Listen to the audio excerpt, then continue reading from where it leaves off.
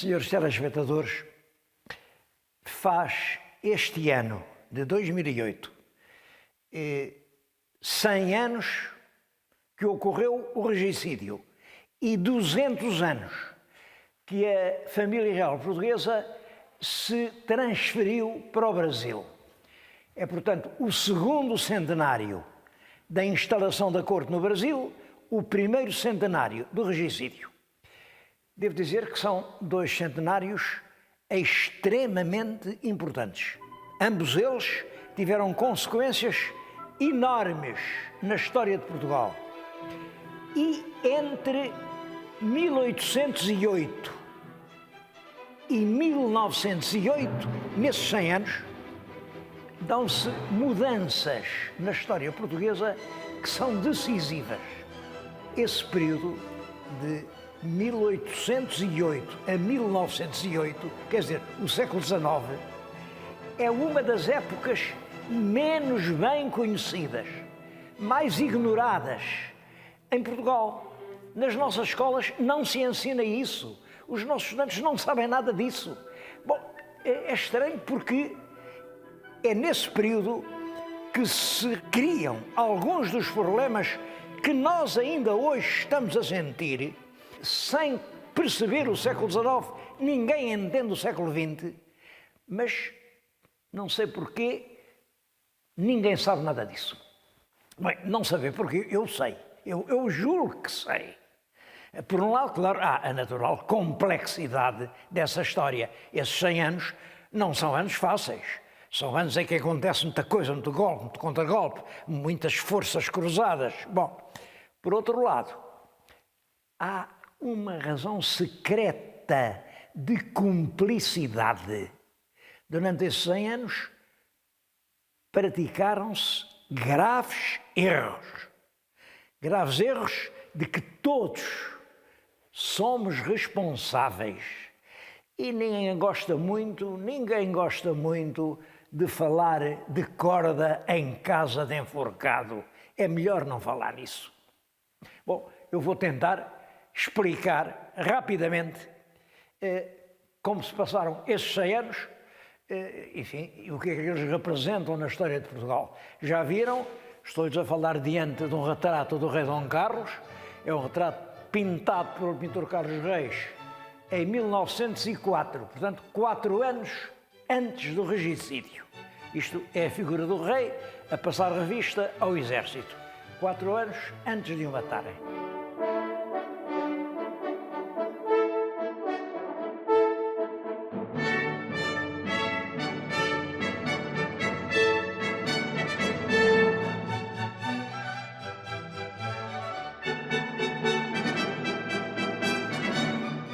Eu estou a falar-lhes no Palácio Real de Vila Viçosa. Neste momento estou precisamente no quarto de dormir do rei Dom Carlos. Ele dormia neste leito, tem aí ainda ali nos armários as fardas que usava nos atos solenes. Por cima da cama está um retrato, esse é que não estava aqui, um retrato muito bom do rei, mas este retrato estava em cima da cama da rainha. É um quarto ali ao lado. A rainha teve sempre por cima do seu leito o retrato do marido. E isto é importante porque saíram para aí um pertence diário, que é uma falsidade completa, uma série de invenções sobre a rainha. Mas não é para falar disso que eu estou aqui, é para falar desses 100 anos que decorrem entre a ida para o Brasil e a morte do rei. Vão para o Brasil em 1808, quem manda aqui é o Junot, depois do Junot veio os ingleses, depois segue-se a guerra, depois os ingleses ficam cá, o estado do país é deplorável, as fábricas são todas arrasadas, deixa de haver comércio com o Brasil e cai-se aqui na pior miséria, até que o mal-estar leva a uma grande revolução, a Revolução Liberal de 1820, que é no Porto, em que se pretendem 3 coisas. Primeiro, correr com os ingleses daqui para fora. Segundo, que o Brasil deixe de ser a capital e passe a ser uma colónia. Terceiro, que o rei volte para Lisboa. Bom, e o rei tem que voltar. Começa então um período grave. Como sabe, o rei reina pouco tempo. Quando morre, há o problema de saber qual dos filhos herda. Há uma guerra civil, já lhes falei disso tudo ainda há pouco tempo. Triunfam os liberais, mas dentro dos liberais há duas correntes. Há os vintistas, que querem a Constituição Democrática de 1822, e há os cartistas, que querem a Carta Constitucional, a carta outorgada por Dom Pedro IV, que dá muito mais poderes ao rei. Isso origina a Revolução de Setembro, origina golpes e contra-golpes, e o país vive um inferno até à regeneração. É na regeneração, em 1851, que começa para Portugal um tempo de relativa paz política e, por isso, um tempo de acentuado progresso. A regeneração é inspirada na sombra por um príncipe muito inteligente, muito lúcido, que até nos convenceu que não era político, era só um artista, um rei artista. É o Dom Fernando de Saxe-Coburgo-Gotha, marido da Rainha Dona Maria II, quem inspira a regeneração.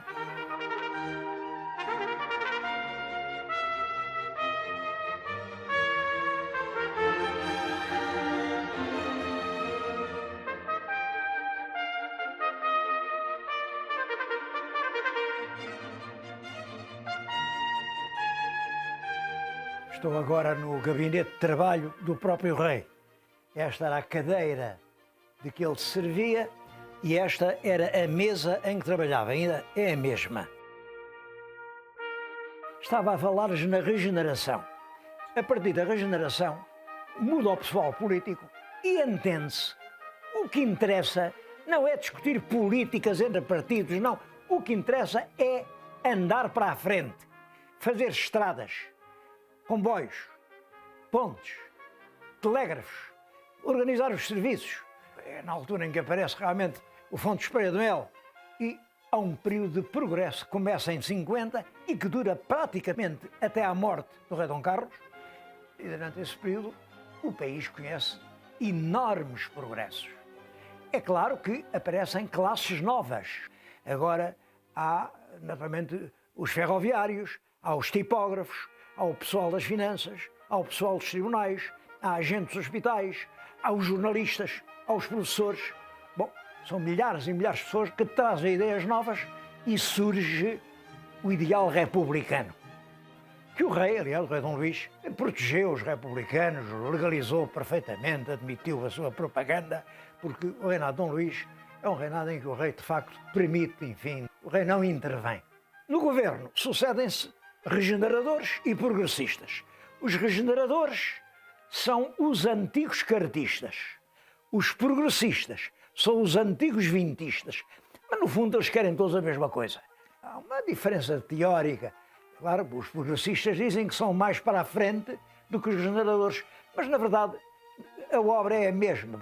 O que há a fazer é comboios, é pontes, é estradas, é telégrafos, é selos postais, fábricas de adubos. É fazer um país moderno. Estes dois partidos sucediam-se rotativamente. Passados uns anos, conservadores estavam no governo, meia dúzia de anos. O rei demitia o governo e fazia novas eleições, e as novas eleições davam um novo governo. Isto era o rotativismo. Mas reparem, o que é uma eleição?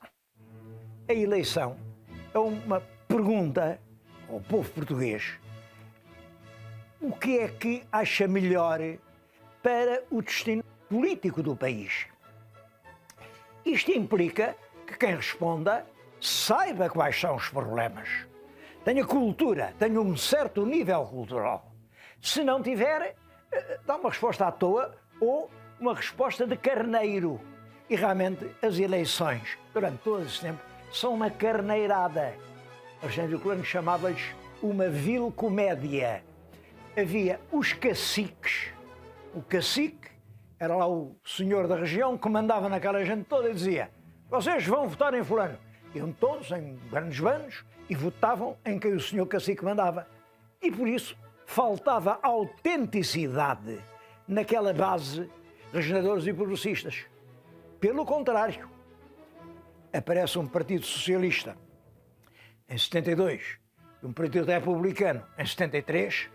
Esses já têm uma cultura política Esses sabem o que querem. Querem um programa completamente novo. Bom, e daí o dinamismo e a força que esses partidos ganham.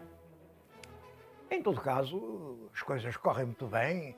Ficámos sem Brasil, pois bem, logo na Revolução de Setembro dizem vamos fazer outro Brasil em Angola e toda a ação colonizadora dos portugueses passa do Brasil para a África, faz-se uma obra realmente enorme de civilização, cria-se em Portugal a Escola Superior Criol, cria-se o Instituto de Medicina Tropical, o Banco Nacional Ultramarino, a Companhia de Navegação, navios a vapor para as colónias, enfim, as colónias passam a ter uma importância. O país está realmente a progredir.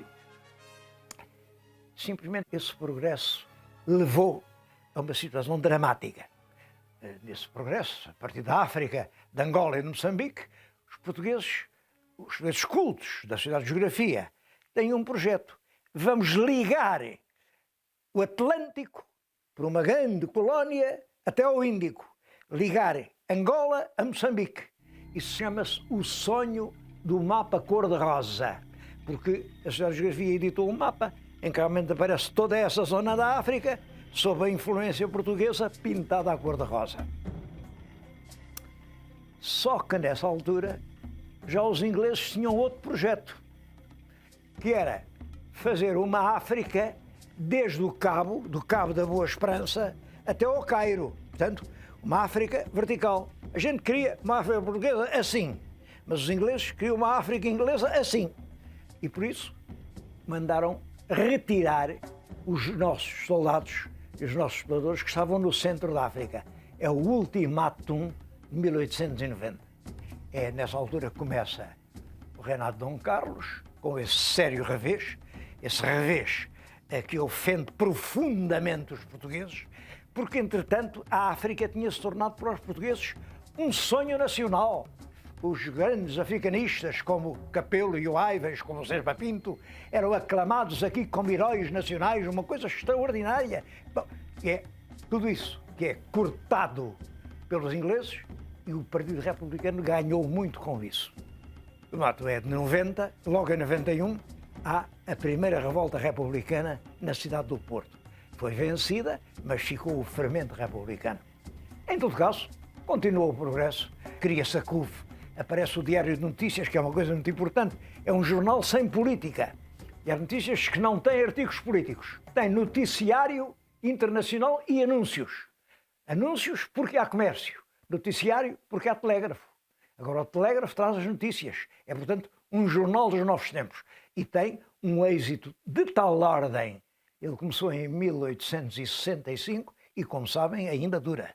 Esse progresso mantém-se até que realmente em 1908 os republicanos, alguns republicanos, organizam o regicídio.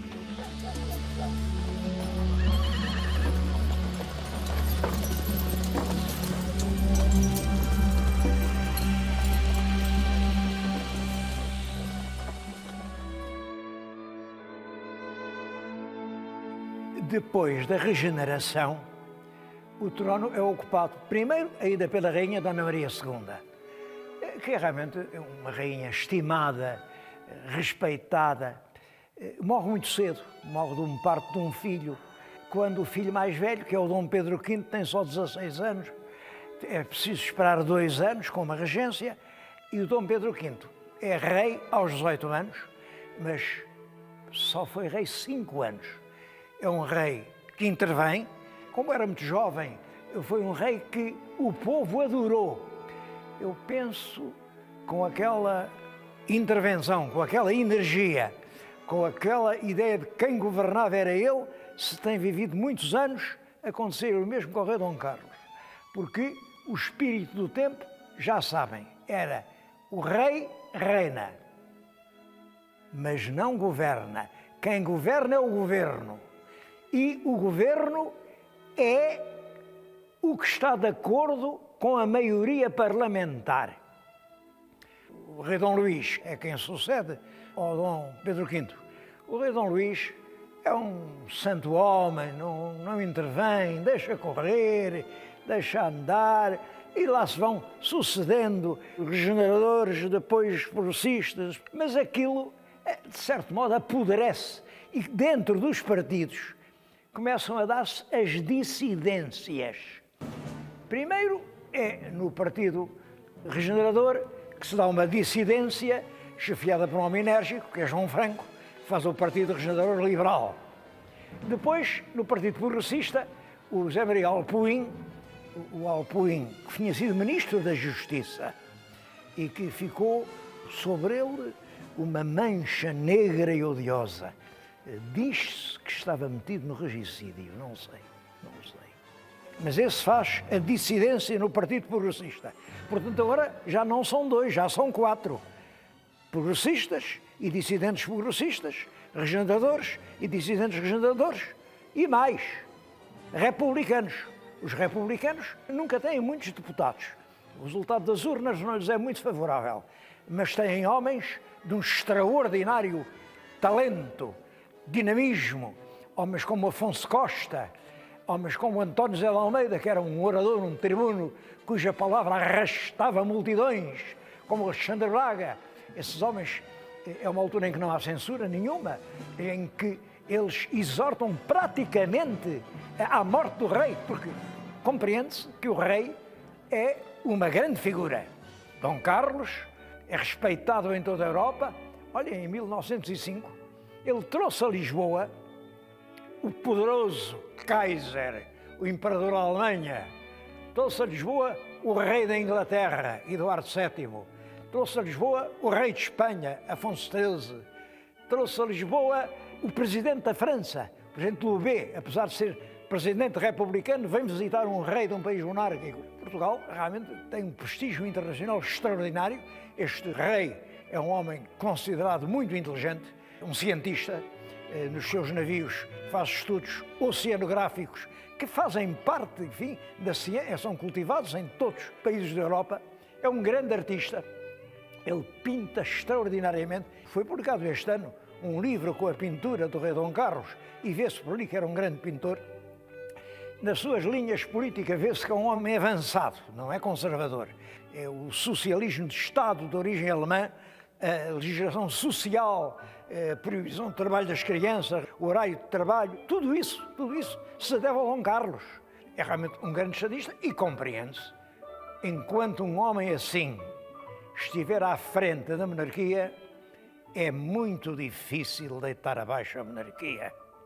Aquilo é um forte pilar que aguenta todo o edifício monárquico.